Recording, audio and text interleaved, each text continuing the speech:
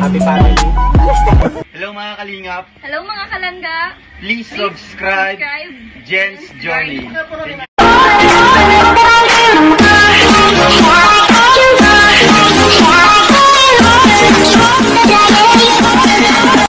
Hello mga kalingap at mga kalangga! Welcome back to my YouTube channel, Jen's Journey. So for today's video, syempre magre-reaction na naman tayo. But before that, syempre wag natin kalimutan suportahan Kuya Val Santos Matubang, Ate Edna Vlogs, Kalingap Rob, at syempre buong Team Kalingap, especially Ruelok Malalag, Rachel Morales Vlog, Daddy Donut, Lorny TV, Red Noveno, Kuya Brooks, at ang mga ambassador ng Davao, Rhea Olarte, at syempre andyan sila Meg Agnes, Kalingap Angelique, Kalingap Guru, and of course Ambassador J. Morello Vlogs, and si Kalingap Lydia, Mara 77, sila Kalingap Jose, Ambassador Jose, Kalingap Tatay Papsi, and syempre sila, shoutout sa Kalingap Vilma, Kalingap Rose, ayan, Bilyones TV, marami pa pong iba. Supportan po natin silang lahat sa team ni Kalingap Rob, at syempre sa team ni Roel. Ayun sila Alfred TV, Regan Vlog, and of course Justin Aguirre, John Lindon Official, and syempre Kalingap Awi. So shoutout po sa inyong lahat, supportan po natin sila. And of course, kung gaano tayo kasolid sa Rochelle, sana ganun din po tayo kasolid sa Kalingap para mas malawak po yung pagtulong nila. At syempre, wala po ang Rochelle, di po tayo nakilala kung wala ang Rochelle. At syempre, wala po ang Rochelle kung wala po ang Kalingap sa pangunguna po ni Kuya Val Santos Matubang. Ano po? So for today's video, magre-reaction lang ako sa video sa vlog ni Meg and Agnes Vlog. Meg Agnes Vlog. Meg is asawa niya, tapos yung Agnes is asawa niya, yung babae. So, mag-asawa niya sila, couple ni scouter ni Kuya Val doon po sa Malalag, doon kila Roel. So, shoutout sa'yo, Make Agnes Vlog, pang second time ko na reaction sa video nyo. Nakita ko kagabi yung premiere nila, no? Yung premiere nila kahapon about kay tatay. Isang tatay na nakatira mag-isa. So, nakatira mag-isa sa isang, hindi po siya kubo, no? Hindi po siya kubo, kumbaga trapal lang po, tapos may nag-donate po ng folding bed kasi dati mahirap daw yung higaan. So nakakawa po si tatay. So kahapon is birthday ni tatay, so dinalhan nila ng konting pagkain. Syempre andyan yung malupit na regalo po ni Kalingap Awe na radyo. Yan po yung pinaka-importante dun sa bukid guys, radyo, pati si papa ko. Yan po yung kumbaga sa mga ganyan na lugar na mga sulok. Kasi yung ganyan, di battery lang yan, bibili ka lang ng battery. Pero sa ngayon guys, sobrang mahal na po ng battery, no? Ang uso na kasi ngayon is solar na. So ngayon, yung battery ng radyo na yun, siguro 3 or 4. Madali lang, mabilis lang, no? Lalo na pag laging naka-music. So ayan, syempre, ganun pa rin, masaya pa rin po si tatay, no? Kahit papano, may libangan na po siya. Hindi na siya masyadong malungkot, pero guys, nakakalungkot pa rin isipin, no? 2 years, no? Almost 2 years na po siyang nakatira doon, no? 2 taon po na mag-isa. Di ko alam kung paano ang buhay niya pag umuulan. Kasi syempre, lang yun, walang wall, talagang trapal lang yung bubong. Tapos, paano pag umuulan, no? Kawawa naman po si tatay. Di ko lang alam kung saan yung pamilya ni tatay. Parang, hindi. Nagkaanak siya nung una. Parang may nabuntis siya. Pero yun nga, hindi siya pinili, no? Yung bata sa babae at siguro hindi niya nakikita at never din niya nakasama. So kawawa po si tatay, malungkot po yung buhay. So sobrang na ako nung dinalhan nila ng konting pagkain sa birthday ni tatay, no? At least kahit papano naramdaman po ni tatay kahit isang beses man lang sa buhay niya na gano'n, na may halaga yung birthday, no? May nag-greet sa kanya. Siyempre may konting kain. So yun ang sad lang, hindi pala siya kumakain ng pork at saka chicken. So kinain niya is macaroni, my favorite. So talagang tingin lang ako kay tatay ng tingin, kinain yung macaroni kasi favorite ko yun. So ayun, kahit paano, no, napasaya po si tatay. Tapos may grocery. Maraming salamat po kay Make Agnes Vlog, no? I hope na ayan, balik-balikan niyo po si tatay, no? At sana po may mabuti pong puso, no? Siyempre willing po silang tumanggap kahit mapagawan lang po si tatay ng kubo, no? Na kumbaga komportable man po yung tulugan niya kasi yun kung doon maraming mga doon, yung mga gaya dati na maraming mga masasamang tao, yung mananadya talaga. Kawawa yun si tatay kasi open po yung bahay, no? Walang wall, no?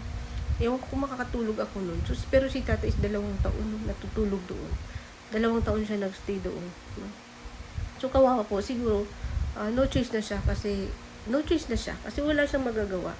Pero importante kay tatay, hindi pa rin siya gumagawa ng masama. Tuloy pa rin yung buhay niya at pamumuhay niya kahit hirap siya, kahit mag-isa lang siya, kahit malungkot po yung buhay niya, pero tuloy pa rin, no? Yan po, ang nakikita po natin si tatay is syempre matanda na, no? Kailangan na ng pahinga, no? Pero yun nga, no choice, kailangan na magsikap para po sa makakain po niya. So, yung mga matatanda mahilig sa mais na, no? Yung bigas na mais, yung corn. So, yun pala yung hilig ni tatay. Pero dinalhan din naman nila ng mais, yung corn na bigas. Ako din masarap yun. Masarap yung bigas na mais, yung corn, yung white. Kaso, yung sa tutong na bagong luto, tapos anuhan mo ng bagoong, na ginisa na bagoong, grabe ang sarap.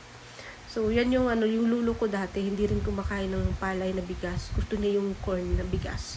So, yun, nami-miss ko din yun.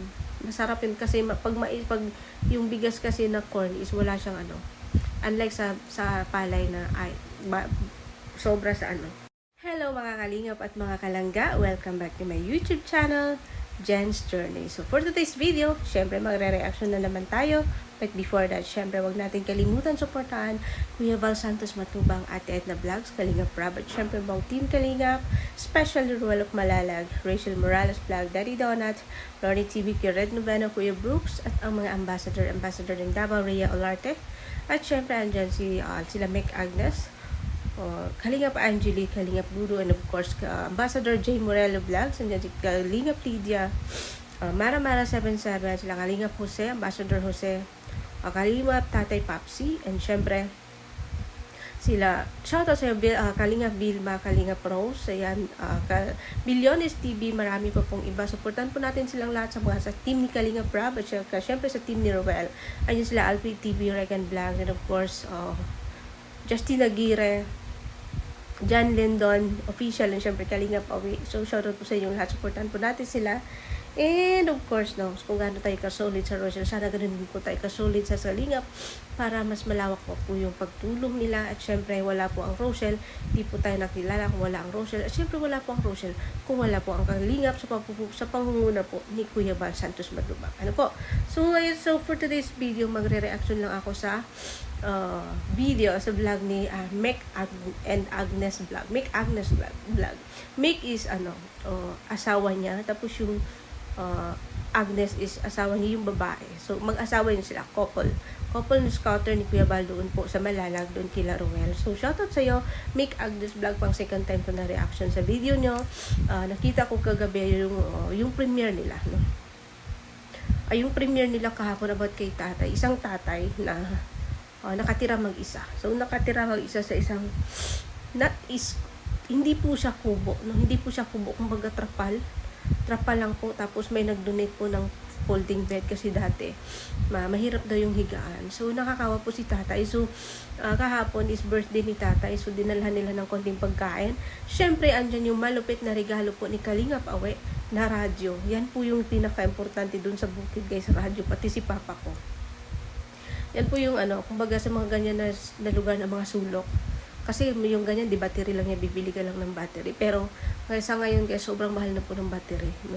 Ang uso na kasi ngayon is solar na. So ngayon, yung battery ng radyo na yun, siguro 3 or 4. Madali lang, mabilis lang, no? Lalo na pag laging naka-music. So ayan, syempre, ganun pa rin, masaya pa rin po si tatay, no? Kahit papano, may libangan na po siya. Hindi na siya masyadong malungkot, pero guys, nakakalungkot pa rin isipin, no? 2 years, no? Almost 2 years. Nakakataba, sobra po yung rice po, yung palay. Sobrang nakakataba, grabe. Ko yan, tasted and proven ko. Kasi dati grabe ako mag-rice. Siguro yung kanin, parang tamis na tamis ako sa kanin, lalo na yung Sibintana. Parang sarap-sarap na ka nang kumain, kahit tuyo lang yung ulam mo, yung soy sauce lang yung ulam mo. Grabe, yung sarap mo nang kumain. Pero yun nga, doon ako as in lumaki. Grabe ang taba ko dati, guys, kung alam nyo lang. So simula nang hindi na ako nag-rice, Super 1 year na, no? Eh, hindi naman kasi minsan pag nakain kami sa labas, no choice ako. Pero kakain ako konting-konti, no? Bawas talaga. Pero pag dito lang sa bahay, guys, breakfast, lunch, dinner, wala akong rice, no? Kakain lang ako ng mga ulam-ulam dyan, or mga biscuit, bread, yung ganon. Prutas, pero kung pag rice, lalo na andito sa bahay. Pero pag sa labas, kang kaya ko rin tanggihan yung rice, hindi rin ako kakain. Pero pag in-order na kasi ng amo ko, nakakahiya naman. So, yun nga, makikihati ako dyan sa alaga ko. Iwas na iwas ako sa rice, guys, kasi grabe po, nakakataba yung rice. Pero, about naman kay tatay, sa sitwasyon ni tatay, bagay na bagay siyang kumain ng rice para tataba naman si tatay. Tayo nitong mga taba-taba, chubby-chubby. So, iwas-iwas sa rice. So, ako, I accept ang taba ko dati. Ngayon lang ako medyo ganito kasi di na ako nagra-rice. At di na rin ako nagsusoft drinks. Di na rin ako minom ng mga malalamig na tubig, na mga inumin. Kasi number 1 din po yun. So anyway, balik tayo dun kay tatay. Nagdaldal tayo. So ayan tatay, no, maraming salamat kay Mick Agnes Vlog. Natagpuan niyo po si tatay. And syempre kay Kalingap Awi na napadala po ng radyo for tatay. So, alam ko masaya po si tatay, no? Malaking tulong po yun sa kanya, yung grocery nyo at bigas. Ilang days niya yun mauubos kasi siya lang po mag-isa. So, at least naranasan po ni tatay ang mag-birthday po, no? Naranasan po niya mag-birthday, at least kahit pa paano masaya po siya na may nag-greet sa kanya, no? Simpleng tulong. Pero nakapaghatid po kayo ng sobrang kaligayahan po sa isang tao. Alam ko po yun, napipil ko po kay tatay kasi nararamdaman ko, sarap na sarap siyang kumain sa macaroni. Tululaway ko sa macaroni, tatay. So, ayan, tatay, ito lang po masasabi ko. Tuloy lang po sa buhay, no? Tuloy lang po sa buhay. Hanggat kaya po natin, no? Basta tuwag lang po tayong gagawa ng masama po sa kapwa po natin, no? Tingnan nyo, sa mabuti niyong gawain, may blessings ang Panginoon na dumating. Syempre, andyan sila Mick Agnes Vlog na nahanap ko kayo, sila Kalingap Awi. At syempre, kahit pa paano, nabibigyan po kayo ng konting blessing, no, na sa ganun, ang laki na pong tulong po nun sa inyo, sa pang-araw-araw niyo po. At sana po, pupunta sila Kuya Bal sa Davao, no, sana po, mapasyalan pa po ni Kuya Bal para, magbigyan ka po niya ng kahit simpleng bahay, kubo lang, no? Kahit kubo lang, basta komportable.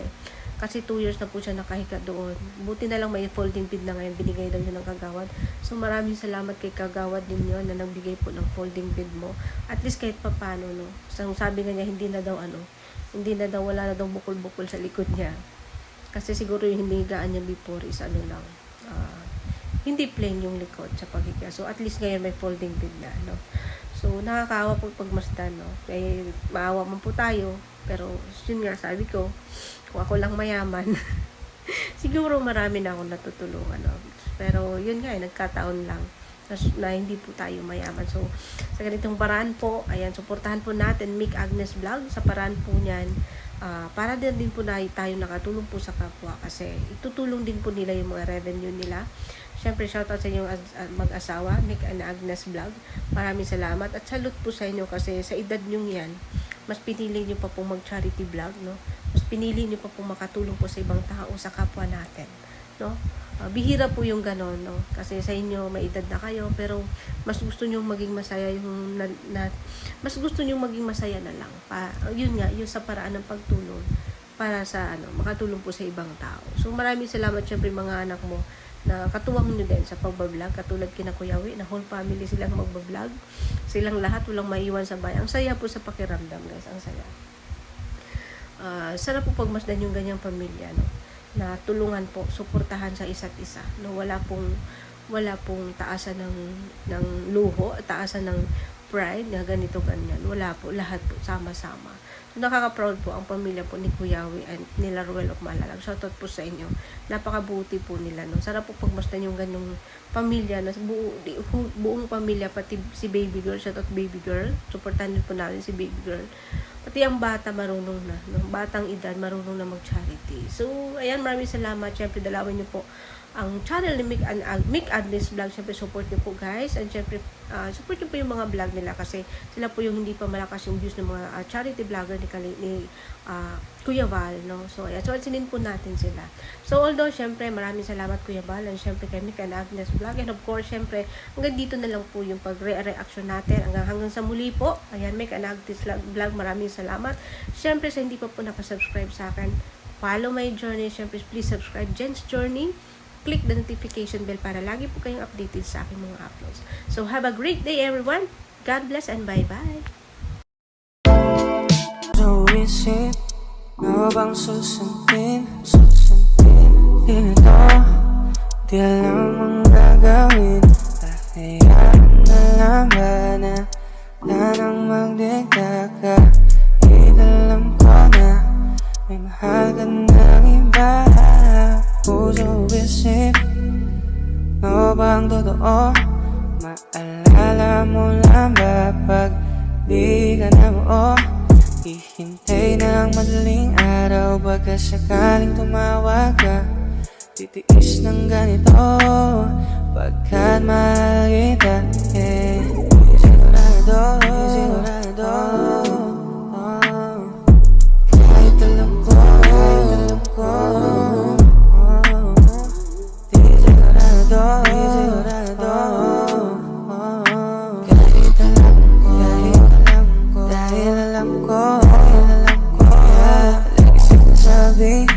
sa sarili, di magtatagalan. So isip mo bang susundin? Di nito, di alam ang gagawin. Kahayaan na lang ba na nang magdikta ka? Alam ko na may mahal ka ng iba. Puso isip mo bang totoo? Maalala mo lang ba pag di ka na buo? Hihintay ng madaling araw, baka sakaling tumawag ka. Titiis ng ganito